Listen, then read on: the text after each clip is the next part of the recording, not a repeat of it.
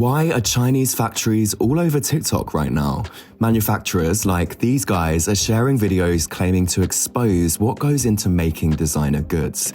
They're breaking down how little it costs to put together a product and how much people are then asked to pay once a logo is stuck onto an item. They claim designers like Hermès, who make the iconic but extremely pricey Birkin bag, actually get their bags made in China, ship them to Europe to add their branding, and sell them to US customers for way more than it costs to make. That's the opposite of what Hermès says on its website, which doesn't mention China and has a map showing where they operate in France. So what are guys like this on about? It's all to do with US President Trump's tariffs. He announced 145% tariffs on most things coming from China into the USA.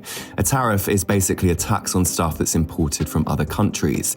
That means, in theory, companies bringing goods from China into the US would have to pay the tariff to the US government. But that increase in cost often gets passed on to the customer, who ends up paying more for the product. Now, Chinese manufacturers have appeared to start trade war talk to fight back. They want people to know just how much is made in China and how that shouldn't be a marker of poor quality. Even pointing followers to buy copies directly from Chinese factories instead, so they're not having to pay the retail price. But there's a few things dodgy about this. TikTok is banned in mainland China, so there's some suspicion about how these videos are appearing on people's For You page.